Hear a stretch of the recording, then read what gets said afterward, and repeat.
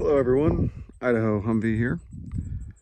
Just want to give you a quick little run around on my M1123. I'm here in southern Idaho near the Snake River, out in the middle of nowhere. It took me about 2 hours to get out to this location in particular, going slower than I do on my ATV because this thing's really bouncy and I don't want to break it because it's expensive. But it's about 105, so we'll keep this short and sweet. This is a 2002 M1123 powered by a 6.5 liter V8 naturally aspirated diesel. There is no turbo on this, which is what I wanted because turbos break and they are not cheap. Full-time four-wheel drive, torsion axles, has 4 low, 4 high, all the standard stuff on it. This one is currently configured in a modified 4-man style, so I can put my dogs in the back with shortened rails to help keep them in. As you can see, I've got a cooler with a jerry can and its insulated thing. I've got a rack on top, so if I want to put more stuff up there, I can. Currently has part of the fording kit on it, mostly the snorkel, just because it was there when I bought it, and maybe it'll keep the dust out of it, I don't know. Coming around the rear here, it does have 24 bolt wheels, as opposed to the 12 or the 8. This is a first gen, I believe, airlift bumper.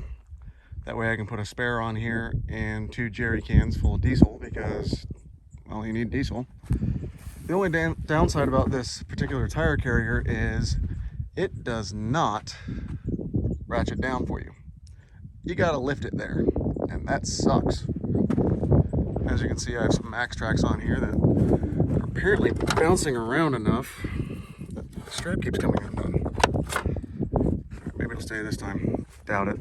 That's twice now. But anyways, yeah, I've got a chair in here. I might set it up, take a little lunch, I don't know.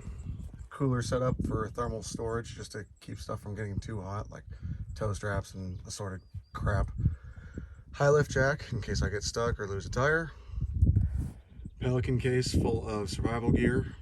I can survive down to about 20 degrees with this kit.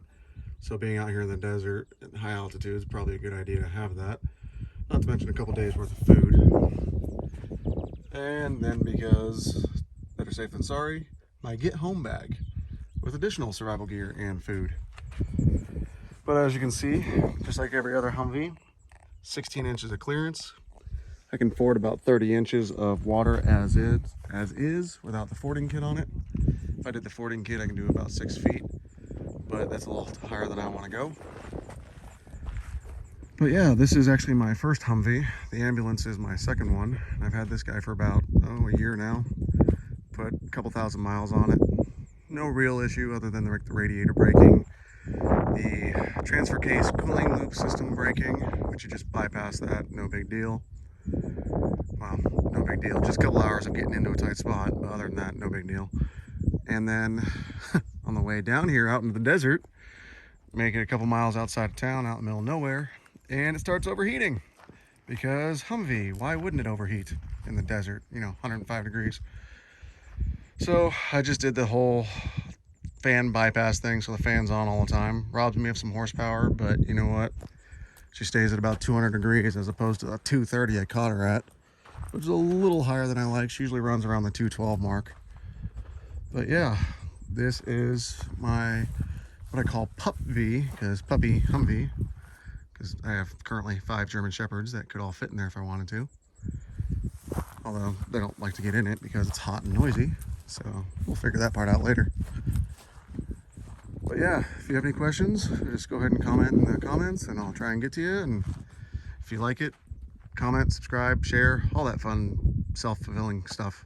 Helps the algorithm, helps me. Maybe I could afford diesel someday for this thing. Anyways, until next time, Idaho Humvee.